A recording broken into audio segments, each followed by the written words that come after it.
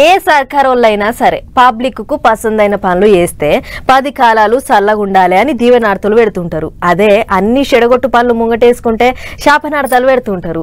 దేశంలో ఎక్కడైనా గిట్లనే ఉంటది. అందుకే పబ్లిక్ కు ఇష్టం లేని పని చేయనీకే ఏ సర్కార్ అయినా సరే ధైర్యం చేయదు. గిట్లనే తెలంగాణ సర్కారోళ్ళు కూడా పబ్లిక్ కు పసందు గాని పనులు చేయొద్దు, పబ్లిక్ ను తిప్పల పెట్టొద్దు అని గట్టి నిర్ణయమే తీసుకుర్రు. ఇక చూడుర్రి ఏం చేసిర్రు. గల్లీ నుంచి ఢిల్లీ దాకా పంచాది మోపు చేసి ఆఖరికి అనుకున్నది సాధించిండ్రు లగజర్ల పబ్లిక్.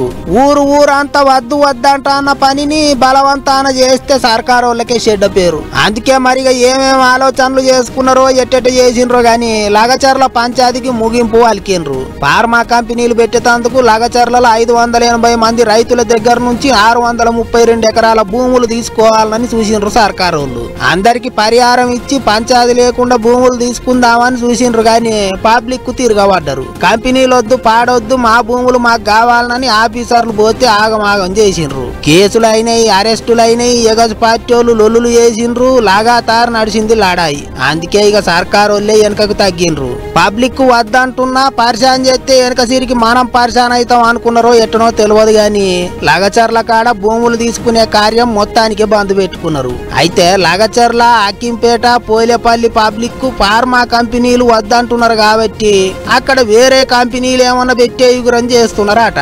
బట్టల కంపెనీలు అసోంటి కాలుష్యం లేని కంపెనీలు పెట్టి అందరికి కొలువులు ఇచ్చే యుగురం చేస్తే పబ్లిక్ భూములు ఇస్తారు కావచ్చు అని చూస్తున్నారట.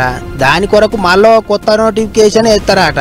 మరిగా ఏమైతుందో చూసుకుంటూ పోవాలి. ఇట్లనే మొన్న ఇథనాల్ కంపెనీ వద్దని దిలావర్పూర్ పబ్లిక్ కూడా లొల్లులు చేస్తే సర్కారు వాళ్ళు ఎమ్మటే వెనకకు తగ్గిండ్రు. మరిగా గంతే కదా, గద్దెనెక్కియాలనన్నా దించాలనన్నా పబ్లిక్ చేతులనే ఉంటది. వాళ్ళు నారాజైతే వెనక సిరికి అంత ఆగమైతది. అందుకే ఏమైనా పబ్లిక్ కు పసందు గాని పనులు చేయొద్దన్నట్టే చూస్తాన్రట సర్కారు వాళ్ళు.